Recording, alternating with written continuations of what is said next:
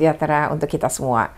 Saat ini saya sudah berada di Kota Batam. Tadi sudah menyeberang ya dari Kota Tanjung Pinang menuju Kota Batam menggunakan ferry. Yang saat ini sudah jauh lebih mudah nih. Kalau dulu sejak pandemi itu menjadi jarang gitu ya. Tapi kalau sekarang sudah lebih sering. Sehingga tadi ketika datang saya langsung bisa pesan, 10 menit kemudian saya masuk kapal dan sudah berangkat. Nah, saat ini sudah berada di Kota Batam. Nah, besok saya berencana memang melakukan kunjungan kerja pengawasan ke sekolah-sekolah anak-anak pengungsi luar negeri yang diterima di sekolah-sekolah negeri di Kota Batam. Salah satunya adalah Sekolah Luar Biasa Kota Batam. Ini satu-satunya SLB negeri di Kota Batam. Nah, mereka menerima anak pengungsi luar negeri yang memang kategori harus masuk SLB. Hanya 1 orang sih ya. Tapi ini kan menunjukkan ada keseriusan dari pemerintah Kota Batam untuk membuka akses bagi anak pengungsi luar negeri, akses pendidikannya ya di salah satu.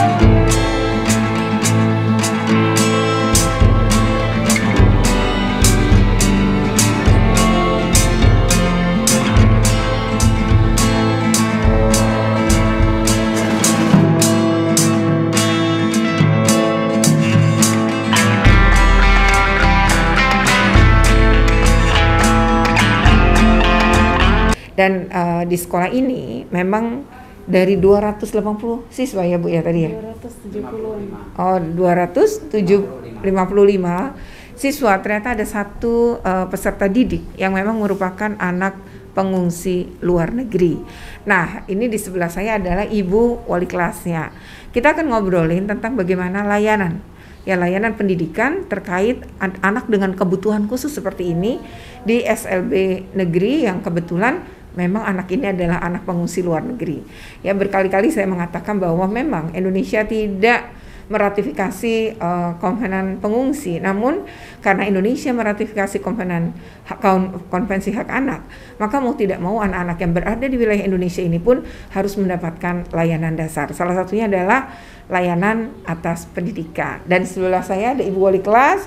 Tapi sebelumnya jangan lupa ya untuk di like, share, comment, and subscribe. Bagi yang belum subscribe, segera subscribe untuk terus terupdate dengan video tentang pendidikan dan anak. Ibu, Assalamualaikum warahmatullahi wabarakatuh. Waalaikumsalam warahmatullahi wabarakatuh. Iya, salam kenal Ibu ya. Nah, dengan Ibu siapa? Nanti Ibu kenalan dulu nama, terusannya jabatannya di sini guru apa, kemudian sudah berapa lama di sini?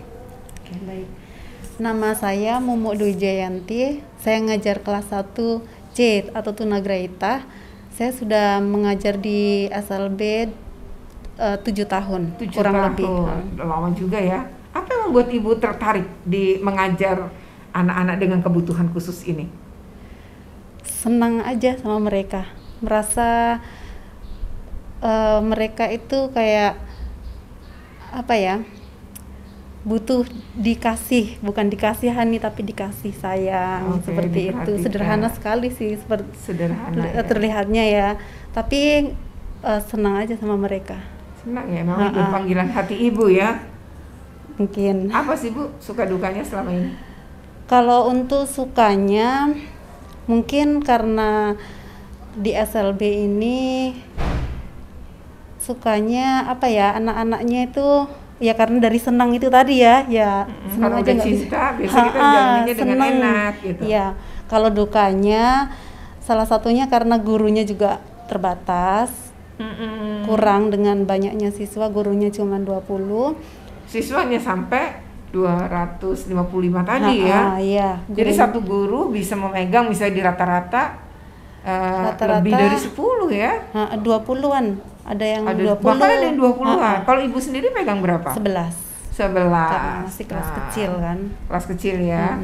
Oke, di sini kan ada anak kelas 1 ya, ya berarti Iya. Ibu kelas 1 ya, Ah. dan itu anak pengungsi luar negeri. Nah, Ibu bisa jelaskan dia siapa dengan kondisi seperti apa sehingga dapat layanan apa? Iya. Di kelas 1C ini ada namanya anak yang bernama Firas. Dia Oke, keterbatasan intelektual, oke. tunagrahita sedang sebenarnya. Mm-mm. Karena stimulusnya kurang, jadi anaknya kemampuannya belum optimal. Sesuai dengan umurnya itu ya, Iya, belum optimal gitu ya. kalau dia sedang kan, motoriknya juga belum. Nah, pas pertama masuk itu secara emosi anak masih belum stabil, Oke. belum mau sosialisasi, kemudian menyendiri gitu. Sehari, 2 hari, 3 hari baru anak mau sosialisasi walaupun bahasanya belum Dipahami pahami ya. ya. Terus saya juga sedikit kendala bahasa, mungkin nyambungnya ya 50% lah. Iya. Bahasa Inggrisnya dasar, si Vira saya juga masih dasar. Oke. Nah, Pakai bahasa isyarat juga kali akhirnya? Enggak. enggak bahasa Inggris yang satu kata gitulah, Oh, satu kata oke. 2 kata. Dan Virasnya juga kadang ngikut bahasa Indonesia, kadang dia bisa? kadang teman-temannya manggil Bu, yang tadinya dia miss dia jadi ikut Bu gitu. Terus dia ikut manggil kawan, ikut ngajak main. Untuk sosialisasinya mulai ada, terus emosinya udah mulai senang. Saya lihat kan udah mulai banyak senyum, ketemu kawannya gini menganggukkan kepala, udah mulai. Karena kalau di kelas saya setiap guru kan punya prinsip masing-masing ya. Betul. Kalau di kelas saya untuk pertama anak itu tidak langsung ke materi atau akademik kan. Jadi saya bikin nyaman dulu anaknya, bagaimana anaknya happy. Iya. Secara psikologi dekat dulu Iya, gitu ya, dibangun itu dulu ya. Terus anaknya nyaman, kemudian baru ke disiplin, baru ke ikut aturan-aturan. Nah, kalau kepatuhan kayak gitu juga udah oke, baru masuk ke akademik. Oh, tahapannya emang seperti itu ya. Iya. Jadi dia nyaman dulu, dia suka dulu ya, baru kita Iya. bicara akademik gitu ya. Akademik pun kalau memang anaknya sudah terbatas, kita juga tidak bisa fokus sama mengejar akademiknya kan. Oke. Jadi kita juga berpikir untuk bagaimana memberi program atau mencari skillnya anak atau bakatnya anak di mana. Oh, gitu, potensi dia di senangannya. mana itu yang dikembangkan gitu Iya, ya. Minatnya di mana itu yang dikembangkan ya. Dengan berjalannya waktu. Oh, itu nanti akan ketemu juga ya, mungkin ya Iya. seiring dengan waktu Iya, ya. Kadang mungkin saat ini Ibu belum menemukan, tapi nanti semakin dekat dengan dia menemukan ya. Bisa jadi. Bisa Karena jadi. kan konsisten juga harus kan masuk sekolahnya, Keteraturannya, continue, continue-nya. itu juga kan mempengaruhi. Oke. Jadi antara guru sama orang tua itu juga harus saling kerjasama. Kalau misal masuknya sebulan sekali atau 2 minggu cuman sekali, ya kita juga agak sulit. Ya. Tapi kalau setidaknya seminggu 4 kali mungkin bisa. Dari Bisa, situ ya. kita kan tahu. Seperti Oke. itu. Kalau dari perkembangan dia nih ya, sejak bersama Ibu seperti Ibu cerita tadi, Iya. 1,5 bulan ini ya. Iya. Itu dia menunjukkan progres yang baik atau bagaimana? Itu yang secara emosi terlihat Mulai baik. tadi ya, yang mulai senyum sama temennya Iya, gitu. mulai ikut bergabung dengan inisiatif sendiri tanpa diminta gitu kan. Awal-awal itu udah dia sebuah sendiri. kemajuan banget ya. Ya, kalau bagi saya itu sudah kemajuan. Kalau awal kan kita minta. Nah, Iya. hari-hari berikutnya dia inisiatif sendiri ikut gitu. Oke. Terus pemberian tugas juga dia ada inisiatif, yang lainnya saya kasih, dia ngasih bukunya ke saya seperti itu. Oh, kalau komunikasi dengan orang tuanya gimana? Nah, itu juga terbatas saya. Oke. Jadi bahasa Inggris dengan kemampuan saya yang terbatas ini terbatas banget. Terbatas. Orang tuanya juga terbatas kan. Mungkin kalau Ibu misalnya memiliki masalah ya, terus ingin dikomunikasikan dengan orang tua, mungkin butuh translate-nya. Ada orang yang membantu ya, misalnya Iya. membuka biasanya. komunikasi gitu ya. Ibu ngomong apa, dibahasain. Iya. Kemudian di bahasa Inggris kan, lalu yang sini menjawab kemudian di Indonesia kan ke ibu, mungkin akhirnya bisa ketemu masalahnya. Misalnya ibu mau titip kan, nanti di rumah, selama di rumah biar kontinunya berjalan terus ya, keteraturannya ada terus, maka tolong lakukan ini kan, itu kan berarti harus dikomunikasikan ya. Nah berarti kan ini mungkin menjadi hambatan ya. Iya. Karena bahasa tadi ya. Mungkin sebenarnya orang tua dengan ibu mau ya ngobrol hanya saja faktor bahasa ya. Iya. Oke. Nah sebenarnya Bu sekolah sendiri gitu ya. Kan ini kan cuma satu-satunya yang dari pengungsi luar negeri ya. Iya.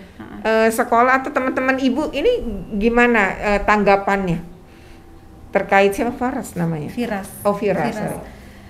Senang menerima ya. Senang dengan adanya Firas.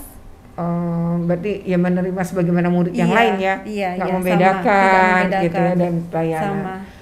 Terakhir harapan ibu apa? Harapan saya Firas dapat lebih baik, lebih mandiri lagi, emosinya juga lebih bagus lagi, karena sempat waktu daring saat ada tugas juga kan orang tuanya bercerita kalau Firas lagi marah atau lagi nyobek buku seperti itu kan. Ya harapannya sudah terarah lah emosinya, terus akademiknya juga sudah bisa mengejar sesuai dengan kemampuan dia. Karena kan sedang, harusnya sedang itu untuk motorik itu udah tidak masalah gitu, tapi dia belum bisa kan, menggunting juga belum, jadi kami mengejar di situ juga. Mengejar itu ya.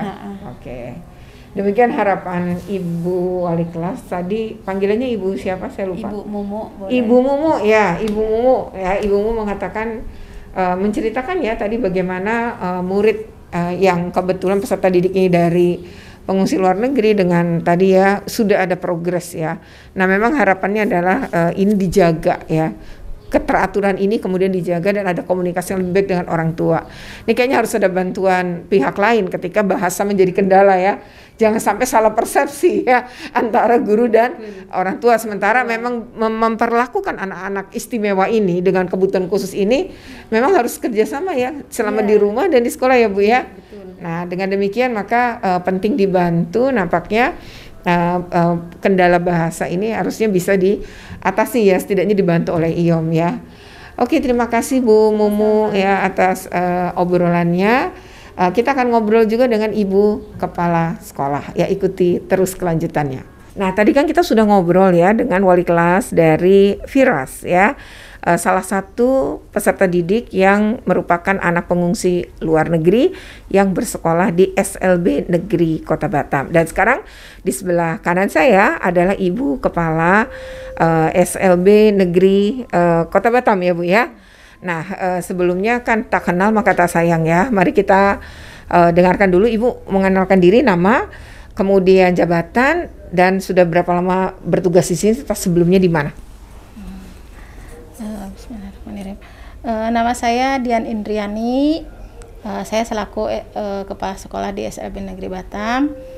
Saya di sini sudah dari tahun 2000. Di Batamnya di sini sekolah ya. Ini. Di sini 2013. Oh, udah lama sekali ya? Iya. 2013 sampai sekarang. Iya. Oke. Ibu ini jumlah murid total berapa Bu? Sekarang 255 orang. Gurunya? Gurunya ada 17 orang. 17 orang. Iya. Tidak termasuk Ibu ya, 17 Tidak ya? termasuk, iya. Tidak ada terhitung ya? TU 1 sama yang instruktur keterampilan 1 dan saya 1, jumlahnya 20 orang. Iya. Oke. Nah Bu, ini kan sekolah Ibu adalah salah satu sekolah yang memang menerima peserta didik pengungsi luar negeri ya, karena memang kebijakan pemerintah pusat maupun pemerintah daerah adalah demikian, yaitu melakukan pemenuhan hak atas pendidikan. Nah ini gimana ceritanya anak ini masuk di sini, karena baru kelas 1 ya Bu ya? Iya, jadi waktu itu ada yang dari pihak IOM itu datang ke sini sama anaknya juga sebelumnya belum bawa anaknya Belum gitu bawa, kan. oke. Nah, jadi masih ngobrol-ngobrol bagaimana bisa nggak katanya di sini. Kata saya tuh kalau saya nanti kebijakan dinas bagaimana gitu Dinas kan. Pendidikan Kota, Iya, oke. enggak provinsi. Kami kebetulan provinsi. Oh, iya. SLB iya di bawah Provinsi Iya, Kepri ya. iya. Oke. Terus katanya ada beberapa anak juga yang ada di SD, kan harus di negeri katanya ya Bu ya. Betul, Iya, betul. karena kebetulan kan negeri hanya satu-satunya di Batam di sini. Jadi walaupun saya sudah sampaikan, tapi kita di sini itu udah overload gitu kan, karena anaknya juga tidak sebanding dengan guru yang kita punya Iya, gitu iya, kan, terlalu banyak. Jadi beliau menyampaikan, ya Bu, nggak apa-apa karena memang harus di negeri katanya kan. Gitu. Ya udah, saya bilang saya tidak bisa ngambil keputusan sendiri, saya koordinasi dulu dengan pihak dinas, dan saya sampaikan kalau memang itu keharusan ya kan, dan itu kan punya hak yang sama mungkin ketika berada di Indonesia gitu kan. Akhirnya dinas ya silahkan gitu kan. Ya, jadi waktu itu saya lapor ke kasih peserta didik, karena kan memang ini bagian peserta didikan karena anak-anak kan. Jadi karena di SD negeri juga, di SD negeri kan ada disampaikan iya, ada di SD negeri, ada di sekolah negeri semua. Jadi terus saya juga pengen melihat anaknya dulu, saya bilang gitu kan. Terus kemudian dibawalah anaknya ke sini kan. Nah, jadi saya sampaikan ke guru-guru siapa yang sebelum beliau datang kan, sebelum sama anaknya datang, sebelum orang tua dan anaknya ke sini, saya sampaikan dulu sama guru, karena kebetulan Ibu Mumu tadi yang mengajar anak kecil, maksudnya anak-anak yang masih baru megang dia, saya sampaikan bagaimana ini sanggup tidak, karena kalau saya tidak kalau gurunya tidak sanggup, saya pun tidak bisa apa-apa gitu, karena memang karena memang kan kita juga udah overload itu. Jadi saya pun kalau ada siswa baru, saya selalu mencekan sama gurunya, menyampaikan dulu kesiapannya di lapangan bagaimana. Gitu ya, karena kan kalau memang dia tidak siap kan kita kasihan juga gitu, terbebani juga. Nah, terus setelah melihat anaknya, oke Bu katanya gitu. Jadi kan datang tuh sama orang tuanya, jadi di asesmen dulu lah, diobservasi dulu, maksudnya diobservasi lah karena anaknya juga tidak terlalu ini gitu, tidak terlalu ya, kalau menurut kami ya tidak terlalu aktif banget gitu kan, karena kan kalau yang hiperaktif seperti itu kita belum bisa menerima gitu kan. Kalau anaknya masih bisa kita arahkan, walaupun saya bilang kita kan bahasa pasti ini ya jadi kendala. Ya itu jadi kendala untuk guru saya gitu kan, karena nggak apa-apa Bu, kita coba gitu. Dan alhamdulillah katanya bisa connect gitu, maksudnya dua-dua bisa ada inilah. Artinya ibu gurunya nggak dapat kendala kesulitan, banyak, kesulitan ya. Iya. Bu, memang idealnya tuh satu guru berapa, megang berapa satu anak guru, di SLB? Kalau SD itu 5 aja. Kalau tingkat SMP dan SMA 8. Iya. Ini tapi bisa sampai 20 ya? Lebih. Ada yang karena kita tidak seimbang, maksudnya tunanetra kan tidak sebanyak tunarungu tidak sebanyak tunagrahita gitu. Jadi mungkin Ibu tahu tunanetra itu yang tidak bisa melihat gitu kan, tidak rungu, tidak bisa mendengar. Tunagrahita itu yang IQ-nya di bawah rata-rata itu mungkin. Jadi tunagrahita ini paling banyak. Oh, justru malah paling banyak ya? Paling banyak. Jadi tunarungu itu sekitar 50-an. Tunanetranya ada 16 atau 17 gitu. Sisanya tunagrahita. Ya Allah, jadi yang pas tunagrahita ini justru yang bisa sekelas begitu banyak tadi ya. Jadi makanya kita ambil saya sendiri ya, ambil keputusan karena memang kita harus sepakat dengan gurunya bagaimana, karena kita harus tangani juga anak-anak yang memang di Batam ini itu pun udah kita tolak siswa yang hipernya gitu kan, yang kita belum bisa tangani, harus terapi dulu gitu kayak gitu. Kita tolak dulu untuk bisa diterapi dulu di tempat terapi gitu kan. Jadi yang kesini itu udah siap masuk kelas gitu, udah klasikal. Jadi kita pokoknya kita semampu kita untuk bisa menangani anak-anak yang masuk ke sini gitu kan, karena kasihan juga anak-anak daripada mereka tidak sekolah kan, kasihan udah orang tuanya juga bersemangat pengen sekolah gitu kan, pengen nyekolahkan anaknya juga semangat pengen sekolah gitu. Jadi ya udah akhirnya kami sepakat untuk mengambil keputusan kita terima anak yang tidak hiperaktif gitu kan. Oh, oke. Jadi karena kalau tidak hiperaktif juga tidak butuh shadow teacher pada saat proses pembelajaran. Betul. Karena kan kalau misalnya ada anak hiperaktif satu ada di kelas kan mengganggu semua, akhirnya gurunya nggak fokus ngajar malah. Jadi nanti malah ini ngamuk atau dia berbuat apa, membahayakan anak yang lain juga. Terus yang lain terbengkalai yang banyak gitu kan. Jadi tidak terlayani. Iya, jadi akhirnya keputusannya seperti tunanetra kita ambil dari SD, SMP, SMA itu satu kelas. Itu berjubel-jubel. Terus tunarungu kita ambil kelas 1 2 3 satu kelas. 4 5 6 satu kelas. SMP satu kelas, itu SMP itu dari kelas 1, kelas 2 dan kelas 3. Begitu juga SMA. Satu kelas juga. Satu kelas gitu. Akhirnya ya bagaimana lagi ya Bu, daripada anak-anak juga melihat kondisi seperti itu gitu. Terus ruangan juga kita kurang. Terbatas, ruangan juga sedikit. Guru juga sedikit. Jadi siswanya membludak itu. Jadi jadi ya itu kita nggak mudah ya Bu betul-betul. Dalam mengelola ini perlu disiasati ya. Makanya bukan berarti nolak, tapi bisa nerima tentu anak-anak tidak berkebutuhan khusus, tapi tidak yang aktif tadi beraktif misalnya. Jadi kita serahkan ke swasta Bu, ngasih istilahnya berbagilah dengan swasta kan, banyak swasta di sini. Jadi banyak juga ya. Iya, jadi biar mereka di swasta kan, kalau di swasta ada terapinya juga. Ada terapisnya. Iya. Lebih terkontrol juga mungkin ya, jumlah gurunya memadai ya Bu. Kan kalau swasta dibayar, kalau kita nggak bisa membayar. Sebenarnya ada dana bos pun tak bisa membayar guru kan, jadi tak bisa, jadi ya udah seada-adanya. Jadi gitu. ini tidak semuanya PNS ya, lebih banyak yang banyak PNS-nya malah.